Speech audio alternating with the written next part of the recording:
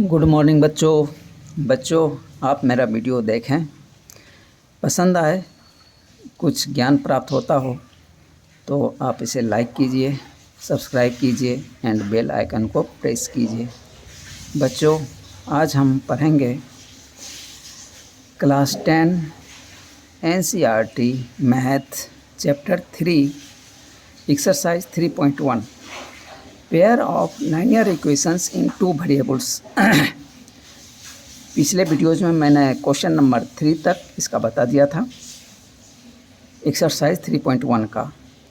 आज जो बचा हुआ सवाल है एक्सरसाइज 3.1 का, question number 4, question number 5, question number 6 और क्वेश्चन नंबर 7 ये बताएंगे। तो पहला क्वेश्चन नंबर 4 आज के वीडियो का है, Which of the following pairs of linear equations are consistent oblique inconsistent। कहता है पेयर ऑफ लाइनियर इक्वेशन दिया हुआ है और मुझे ये बताना है कि इसमें कौन कॉन्सिस्टेंट है और कौन इनकॉन्सिस्टेंट।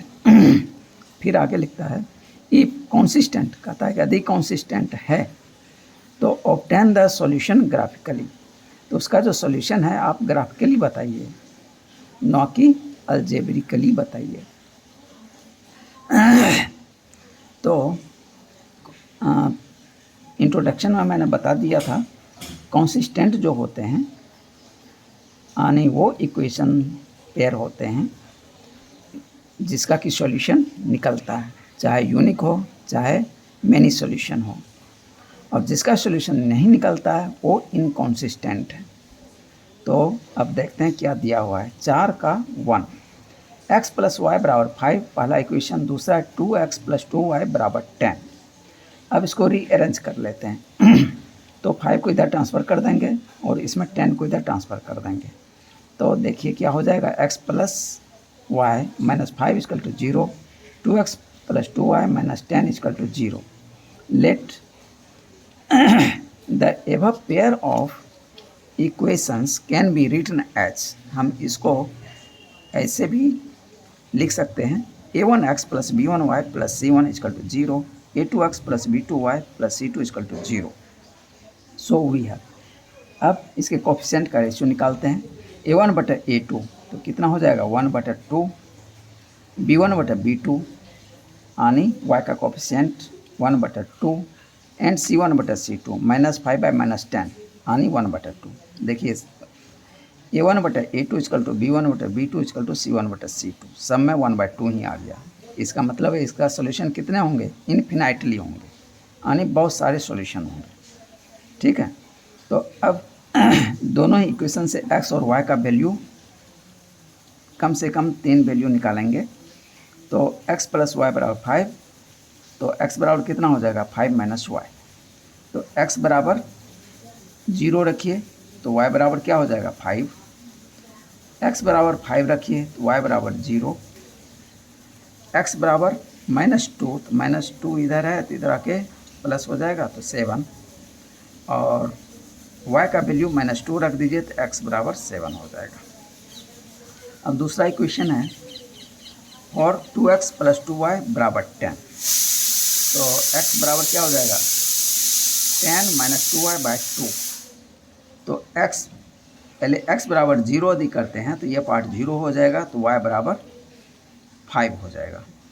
अब x बराबर 5 रख दीजिए तो 2 × 5 10, 10 में से 10 चला जाएगा 0, तो y बराबर 0।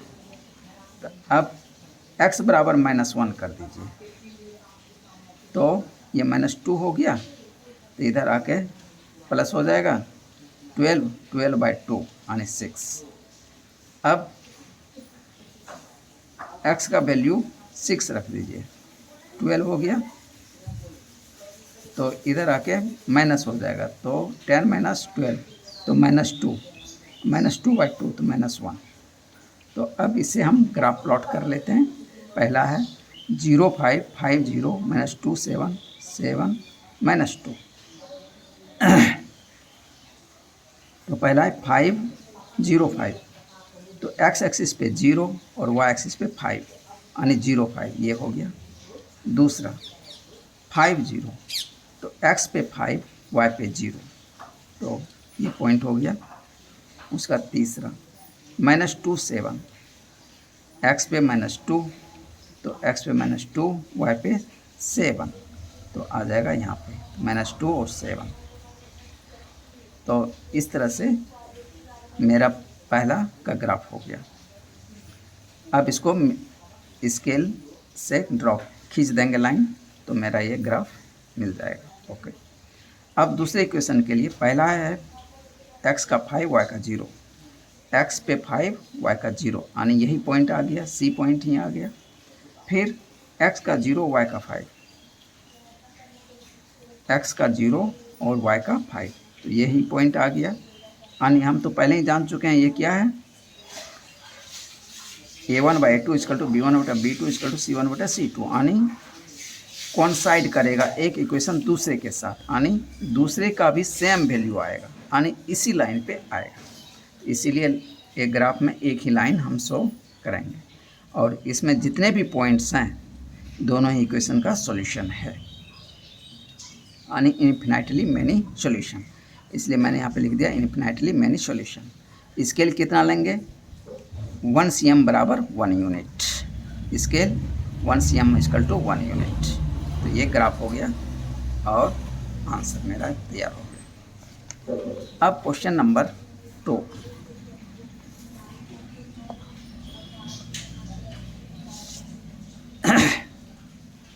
x minus y equal to 8, 3x minus 3y equal to 16। इसको रीअरेंज कर लीजिए, तो मैं 8 इधर ट्रांसफ़र कर देंगे तो -8 हो जाएगा, और 16 को करेंगे तो -16 हो जाएगा। अब इसको फिर रीराइट कैसे कर सकते हैं, a1x plus b1y plus c1 0, a2x plus b2y plus c2 0। अब रेशियो निकालते हैं, a1/a2 equal to 1/3, b1/b2 -1/-3, b1/b2 -1/-3, minus cancel हो जाएगा तो 1/3 आ गया। c1/c2 -8/-16, यानी 1/2।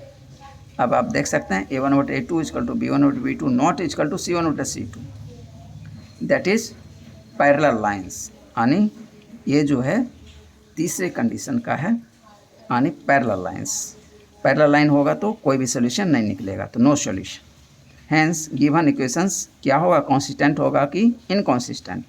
कोई सोल्यूशन नहीं निकला तो इनकॉन्सिस्टेंट आंसर हो गया। तो इसका ग्राफ खींचने की ज़रूरत नहीं है। तीसरा क्वेश्चन है, यानी 4 का तीसरा, 2x प्लस वाई माइनस 6 बराबर 0, 4x minus 2y minus 4 equal to 0। इसको रीराइट करें, कैसे करेंगे, a1x plus b1y plus c1 0, a2x plus b2y plus c2 equal to 0, a1/a2 2/4 यानी 1/2, b1/b2 यानी 1/-2, यानी तो -1/2 हो गया, c1/c2 -6/-4, तो माइनस कैंसिल आउट, तो और ये भी कट जाएगा 3 और ये कट जाएगा 2, तो 3/2। तो अब देखते हैं क्या रिलेशन मिल रहा है हमको, a1/a2 not equal to b1/b2 और नॉट इक्वल टू c1/c2। अब a1/a2 not equal to b1/b2 जैसे हो गया तैसे ही ये यूनिक सॉल्यूशन ये देगा। तो c1/c2 आप लिख भी सकते हैं, नहीं भी लिख सकते हैं, टेबुलर फॉर्म से भी आप पता कर सकते हैं, और मैं पीछे इंट्रोडक्शन में भी मैं ये क्लियरली बताया हूँ कि ये इक्वल हो भी सकता है और नहीं भी हो सकता है, तो भी इस पर कोई इफेक्ट नहीं पड़ेगा। तो इसलिए ये क्या हो जाएगा, यूनिक सॉल्यूशन देगा, सॉल्यूशन निकल रहा है तो क्या होगा, कॉन्सिस्टेंट हो जाएगा। कॉन्सिस्टेंट होगा तो फिर हमको अब इसका ग्राफ खींचना है। तो पहला इक्वेशन है 2x plus Y equal to 6, तो x बराबर 6 माइनस y/2। अब x का वैल्यू 0 रखिए, x का वैल्यू 0, तो y बराबर 6, x बराबर 3 रखिए, तो 3 2 जा 6, 6 में 6 चला जाएगा, y का वैल्यू 0, x बराबर -1 रखिए, तो -2 इधर हो गया, इधर आके प्लस हो जाएगा तो 8 हो जाएगा, तो y का वैल्यू 8 आ जाएगा। दूसरा का देखते हैं, इक्वेशन है 4x माइनस 2y माइनस 4 0, तो x बराबर 4 प्लस 2y डिवाइडेड बाई 4। अब x बराबर 0 कीजिए, x बराबर 0 तो ये पार्ट 0, तो y बराबर -2, y बराबर 0 कर दीजिए तो x बराबर, तो ये 0 पार्ट हो गया, ये 4/4 हो गया तो 1 आ गया। x बराबर 2 कर दीजिए, 4 दूनी 8, 8 इधर आके माइनस हो जाएगा तो -4, इधर -2, तो minus minus cancel out, y बराबर 2। अब इस दोनों वैल्यू से हम ग्राफ प्लॉट कर देंगे, 0 6 3 0 और -1 और 8। पहला इक्वेशन है 0 6, x पे 0 y पे 6, ये दोनों का 0 है और x पे 6 y पे 6, तो 0 और 6, x पे 0 y पे 6, तो ये पॉइंट मुझे मिल गया। दूसरा है 3, x पे 3 y पे 0, x पे 3 तो x पे 3 तो ये पॉइंट, और y पे 0 तो यही पॉइंट आ गया 3 0। और तीसरा है -1 और 8, x पे -1 तो ये आ गया और 8, तो इसके ऊपर आ जाएगा 6 7 8, यानी ये पॉइंट हो जाएगा। तो -1 और 8। ओके, अब दूसरा देखते हैं, x पे 0 y पे -2। अब इसको खींच देंगे और इक्वेशन इसके अलोंग लिख देंगे। अब दूसरा इक्वेशन के लिए वैल्यू है 0 और -2, x पे 0 y पे -2, तो y पे -2 ये x पे 0, तो x पे 0 और -2 ये पॉइंट आ गया मुझे। दूसरा है x पे 1 और y पे 0, तो x पे 1 y पे 0, तो ये दोनों का 0, x पे 1 तो ये 1 हो गया x का, और y का 0 तो यही पॉइंट हो गया, तो ये दूसरा पॉइंट मिल गया। तीसरा x पे 2 y पे 2, x पे 2 और y पे 2 तो ये पॉइंट हो गया। अब ड्रॉ कर देंगे तो इसको क्रॉस कर जाएगा, तो यहाँ पे क्रॉस कर रहा है, तो मेरा सॉल्यूशन यही है, जो पॉइंट कट किया दोनों लाइन वही सॉल्यूशन है। तो ये यूनिक सॉल्यूशन हो गया, x बराबर 2 y बराबर 2, मेरा ये आंसर निकल आया। अब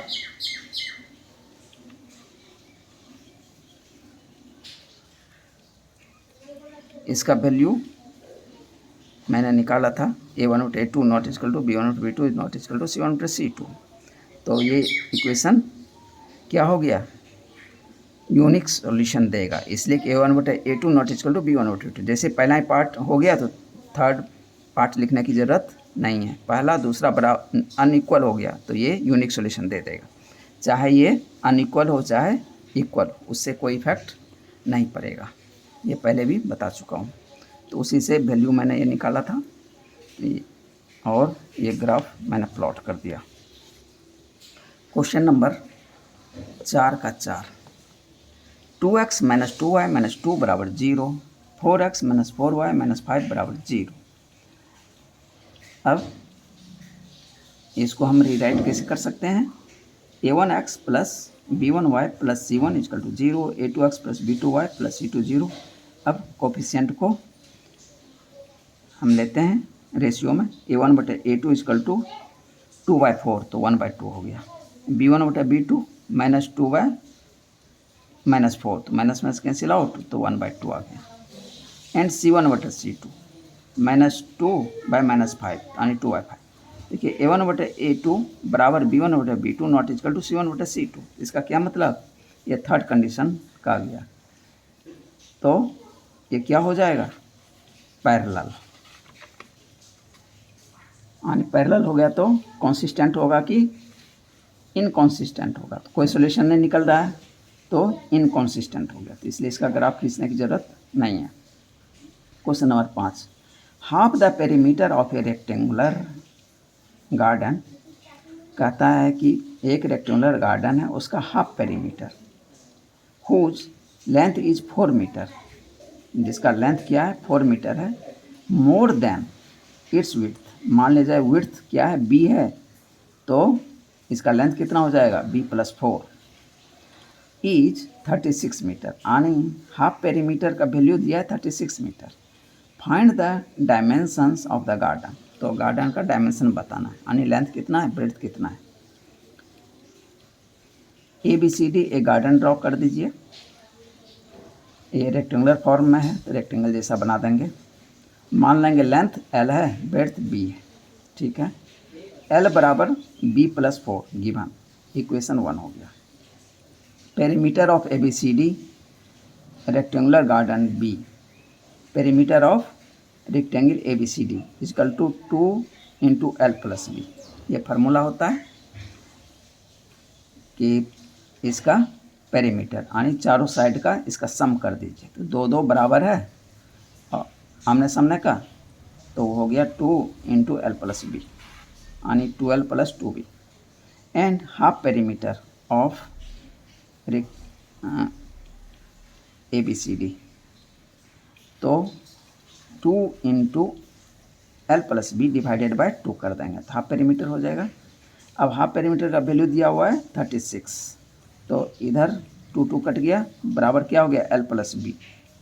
36 = L + अब B को हम रिप्लेस कर देते हैं इक्वेशन 1 से, तो B की जगह B की जगह कितना हो जाएगा 4 इधर आ जाएगा, तो L - 4, तो L - 4 चूँकि L बराबर B + 4 फ्रॉम 1 और 36 बराबर L + L - 4, तो इस 4 को इधर ट्रांसफ़र कर दीजिए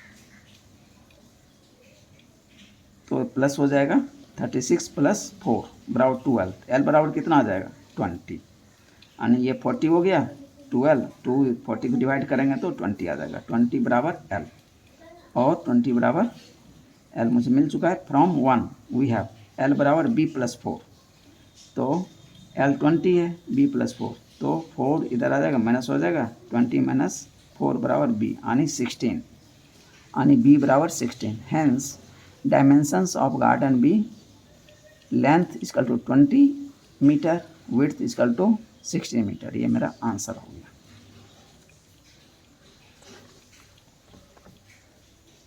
B बराबर 16 निकल आया। हैंस डायमेंशन कितना हो गया, लेंथ 20 मीटर और विड्थ 16 मीटर। ये आंसर हो गया मेरा। Question 6, given the linear equation 2x + 3y - 8 बराबर 0, right another linear equation in 2 variables. कहता है कि एक इक्वेशन तो दे दिया, अब दूसरा लिखने के लिए कह रहा है, और वो दूसरा जो इक्वेशन होगा कैसा होगा, such that the geometrical representation of the pair so formed is. अब जो ज्योमेट्रिकल रिप्रेजेंटेशन होगा इंटरसेक्टिंग लाइंस, तो पहला है इंटरसेक्टिंग लाइंस होगा, दूसरा क्वेश्चन दिया है पैरेलल लाइंस होगा, तीसरा दिया कोइंसिडेंट लाइंस होगा। यानी पहला कंडीशन, दूसरा कंडीशन और तीसरा कंडीशन, तीनों ही बताने हैं, यानी तीनों ही तरह का हमको इक्वेशन निकाल के दिखाना है।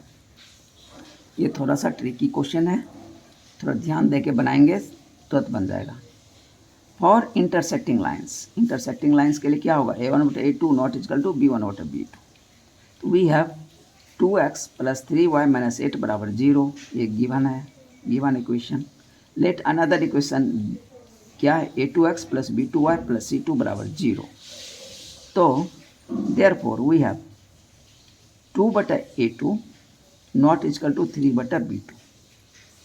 हमको A1 और B1 का वैल्यू दिया हुआ है, 2/A2 not equal to 3/B2 as per condition. अब हम यहाँ से दिमाग लगाना है मुझे। यदि हम 2/2 कर दें, हम A को भी 2 ले लें और B को भी 3 ले लें, तो बराबर हो जाएगा 2/2 इक्वल टू 3/3। तो हम क्या करेंगे, हमको बराबर नहीं करना है, तो हम एक को क्या करेंगे, A के डिनोमिनेटर को चेंज कर देंगे, इसको 2 ही रहने देते हैं, इसको 2 से इंटू कर देंगे, 2 से कर दीजिए, 3 से कर दीजिए, तो रेशियो चेंज हो जाएगा, चेंज हो जाएगा। तो लेकिन इसको जिससे इंटू करेंगे उसके इसको दूसरे नंबर से इंटू करना पड़ेगा, सेम से नहीं करेंगे। यदि सेम से करेंगे तो क्या हो जाएगा कोइंसिडेंट हो जाएगा। तो मैंने इसको क्या किया, 2/2 लिखा बराबर 3/3 बराबर है। सो 2/2 क्रॉस 1, नीचे वाले को मैंने 1 इंटू कर दिया, नॉट इक्वल टू 3/3 क्रॉस 2। इसको 1 से इंटू किया तो इसको 2 से इंटू कर दिया, तो इक्वल नहीं होगा। इक्वल करना होता तो जो नंबर से इसको इंटू किए उसी नंबर से इसको इंटू कर देते। ये थोड़ा सा दिमाग लगाना है, बस तुरंत हो जाएगा।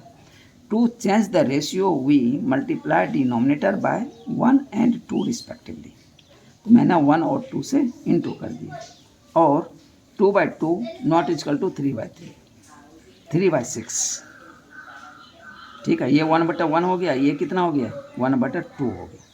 सो A2 बराबर 2 ले लेंगे, B2 बराबर 6 ले लेंगे, और इक्वेशन हम लिख देंगे। Will satisfy the condition for intersecting lines. C2 can be any value. अब चूँकि पहला क्या था, A1/A2 not equal to B1/2, और ये इक्वल भी हो सकता है, इक्वल नहीं भी हो सकता है, तो इससे इस पर कोई प्रभाव नहीं पड़ेगा। तो हम C को कुछ भी ले लें, तो इसमें जो वैल्यू दिया हुआ है C के जगह 8, तो आप 8 भी ले सकते हैं, 16 भी ले सकते हैं, 12 भी ले सकते हैं, कुछ भी ले लीजिए C2 के जगह। हैंस A1/A2 इक्वल टू 2/2 आणि 1/1, B1/B2 3/6 इक्वल टू 1/2, C1/C2 -8/-16 आणि 1/2। बराबर भी ले सकते हैं, मैंने क्या बोला, बराबर भी ले सकते हैं, नहीं तो चेंज भी कर सकते हैं, कोई अंतर नहीं पड़ेगा। तो मेरा ये रेशियो निकल आया। अब इक्वेशन आप लिख दीजिए।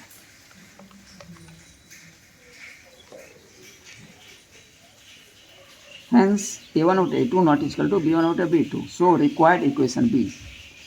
तो A1/A2 तो 2x plus 6y minus 16 equal to 0, मेरा ये आंसर हो गया, दूसरा इक्वेशन हो गया।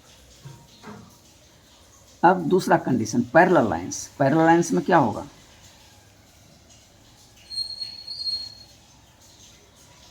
कोई सॉल्यूशन नहीं निकलेगा, यानी A1/A2 equal to B1/B2 not equal to C1/C2। हमको इस दोनों का रेशियो सेम रखना है, तो जिससे इसको इंटू करेंगे इसको भी उसी से इंटू कर देंगे, ये बराबर ही रह जाएगा, लेकिन इसको चेंज कर देंगे। ये जो C2 को हम इंटू करेंगे चेंज कर देंगे। तो 2x प्लस 3y माइनस 8 बराबर 0 गिवन है। तो दूसरा इक्वेशन मैंने मान लिया A2x plus B2y plus C2 equal to 0 से अदर इक्वेशन मान लेते हैं कि ये दूसरा इक्वेशन है। So according to condition 2/A2 equal to 3/B2 not equal to -8/C2। तो अब इसको निकालने के लिए मैं क्या करूँगा, पहले सबको बराबर ले लूँगा। 2/2 मैंने कर दिया, 3/3 कर दिया, -8/-8 कर दिया। यहाँ समझिए, अब इसको तो बराबर ही रखना है, इसको चेंज करना है, तो इसको मैं दूसरे नंबर से इंटू कर दूँगा। यदि मैं इसको 2 से इंटू किया तो इसको भी 2 से इंटू कर देंगे, लेकिन इसको 3 से इंटू कर देंगे, बस चेंज होगी। तो वही मैंने किया, 2/2 क्रॉस 2 इक्वल टू 3/3 क्रॉस 2, ये दोनों बराबर ही रह गया, not equal to -8/-8 cross 3। To change the ratio between B1/B2 and C1/C2, denominators multiply by 2 and 3 respectively. तो मेरा ये आ गया 2/4 इक्वल टू 3/6। इसको कट करेंगे तो देखिए 1/2, ये भी आ गया 1/2, तो बराबर हो गया, नॉट इक्वल टू -8/-24, माइनस तो कट गया, 8 3 जाती, ये आ गया 1/3। तो इसलिए अब आप इक्वेशन लिख सकते हैं।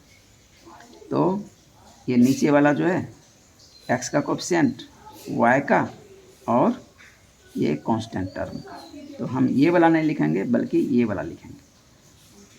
ठीक है, तो इक्वेशन कितना हो जाएगा, 4x plus 6y minus 24 equal to 0। तो इक्वेशन मेरा क्या हो गया, 4x plus 6y minus 24 equal to 0, मेरा ये आंसर हो गया। अब तीसरा कंडीशन, कोइंसिडेंट लाइंस, मतलब इसमें एक लाइन दूसरे के साथ कोलाइड करेगा। तो एक दूसरे के ऊपर लाइक करेगा, तो लाइक करेगा तो बराबर ही रह जाएगा। कंडीशन A1 बटे A2 इक्वल टू B1 बटे B2 इक्वल टू C1 बटे सब में बराबर ही है, तो सेम रेशियो से इंटू कर देंगे। 2x प्लस 3y माइनस 8 बराबर 0। Given equation A2x plus B2y plus C2 बराबर 0 से other equation. So according to condition 2 बटे A2 इक्वल टू 3 बटे B2 इक्वल टू माइनस 8 बटे C2। अब चूँकि सबको बराबर ही रखना है, चाहे 2 से इंटू करेंगे तो सबको 2 से कर देंगे, 3 से करेंगे सबको 3 से कर देंगे, चाहे जो दिया हुआ है वही लिख दीजिए। तो उसको 1 से इंटू करना कहेंगे, तो 1 से इंटू कर दीजिए, आपका आंसर सेम रह जाए। बट वी हैव 2 बटे 2 equal to 3 by 3 equal to minus 8 by 8। तो आप इसी को भी लिख दीजिए फिर रिपीट करके, तो लेकिन सेम लिख देना अच्छा नहीं लगता है, तो हम क्या करेंगे, रेशियो चेंज कर देंगे। तो नीचे 2 से इंटू कर देते हैं सबको, बस मेरा आंसर हो गया। तो आ गया नीचे 4, इसके नीचे 6, इसके नीचे माइनस 16। तो अब इसको काट के देख लीजिए तो ये आ जाए, इसका मतलब ये सेटिस्फाई कर रहा है, तो हम ए वाला इक्वेशन लिख देंगे। तो 4 ये हो जाएगा 4x plus 6y minus 16 equal to 0। ये मेरा आंसर हो गया। इसका आंसर चेंज भी हो सकता है, तो इसमें घबराने की ज़रूरत नहीं है आपको, लेकिन आपका प्रोसेस सही रहेगा तो आपको फुल मार्क्स मिल जाएगा। अब question number 7, draw the graphs of the equation x minus y plus 1 बराबर 0 and 3x plus 2y minus 12 equal to 0। Determine the coordinates of the vertices of the triangle formed by these lines. कहता है इस दो equation से जो construction form होगा वो उसमें ट्रायंगल बनेगा, और उस ट्रायंगल का वर्टिसेस लिखना है एंड द एक्स एक्सिस, और किसके साथ, एक्स एक्सिस के साथ जो ट्रायंगल बनेगा तो उसका कोऑर्डिनेट लिखना है उसके वर्टिसेस का, and shade the triangular region, और ट्रायंगुलर रीजन को शेड भी कर देना है। वी हैव इक्वेशन दिया है x माइनस वाई बराबर माइनस 1 को ट्रांसफर कर दिया, इक्वेशन 1। दूसरा दिया है 3x प्लस 2y माइनस 12 बराबर 0, तो 12 को उधर कर दिया, तो 3x प्लस 2y बराबर 12 हो गया, इक्वेशन 2। ग्राफ के लिए वैल्यू निकाल लेंगे। तो पहला for graph of x minus y बराबर माइनस 1, एक्स बराबर माइनस 1 प्लस y हो जाएगा, y को इधर ट्रांसफर कर दिए, तो y बराबर 0 कर दीजिए, तो x बराबर कितना आ गया माइनस 1। x बराबर 0 कर दीजिए तो y बराबर कितना आ जाएगा 1। अब y बराबर माइनस 1 कर दीजिए तो x बराबर कितना आ जाएगा माइनस 2। अब दूसरा इक्वेशन से वैल्यू निकाल लेते हैं for graph of 3x plus 2y बराबर 12, x बराबर क्या हो जाएगा 12 माइनस 2y बाई 3। अब y बराबर 0 कर दीजिए, ये 0 हो गया तो 12 बाई 3 यानी 4। x बराबर 0 कर दीजिए तो 12 बाई 2 यानी 6। x बराबर 6 तो 18 हो गया, 12 माइनस 18 तो माइनस 6 बाई 2 यानी माइनस 3। तो 3 वैल्यू इसके निकाल लिए, 3 वैल्यू इसके निकाल लिए। देखिए कोशिश कीजिएगा 3 वैल्यू निकालने का, 2 वैल्यू में यदि कोई वैल्यू गलत हो गया तो आपका ग्राफ गलत हो जाएगा, लेकिन यदि आप 3 वैल्यू निकालते हैं उसमें कोई एक वैल्यू यदि गलत भी हो गया तो वो ग्राफ खींचना ही नहीं देगा, इसलिए कि ये स्ट्रेट लाइन का ग्राफ है, तो सीधा ग्राफ आएगा नहीं, तो आप समझ जाएंगे कि कहीं गलती हो रही है, तो आप ठीक कर सकते हैं। इसलिए कोशिश कीजिएगा 3 वैल्यू निकालना है। अब इसका ग्राफ खींच देते हैं। तो x एक्सिस ड्रॉ कर दीजिए, y एक्सिस ड्रॉ कर दीजिए, और स्केल ले लीजिए 1 cm बराबर 1 यूनिट। तो इधर पॉजिटिव वैल्यू, इधर x एक्सिस पे नेगेटिव वैल्यू, y एक्सिस पे इधर पॉजिटिव वैल्यू, इस पे नेगेटिव वैल्यू, और ये ओरिजिन हो जाएगा। ठीक, अब पहला से वैल्यू देखते हैं, x का -1, y का 0, x पे -1 और y पे 0, तो यही पॉइंट हो गया। ओके, दूसरा है x का 0, y का 1, x का 0, y का 1, तो ये वैल्यू आ गया, एक ये आ गया, एक ये आ गया, ठीक है। अब तीसरा है -2, x का -2, y का -1, x का -2, x का -2 ये, y का -1 ये, तो आ गया ये। अब इसको स्केल के सहारे लाइन खींच दीजिए और इसके अलोंग क्या है, इक्वेशन लिख दिया, x - y बराबर -1, ये लाइन हो गया, ठीक। अब दूसरा इक्वेशन, x पे 4, y पे 0, x पे 4, y पे 0, तो यही पॉइंट हो गया।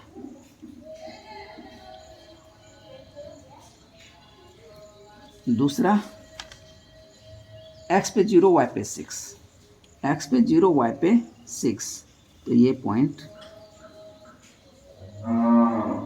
हो गया।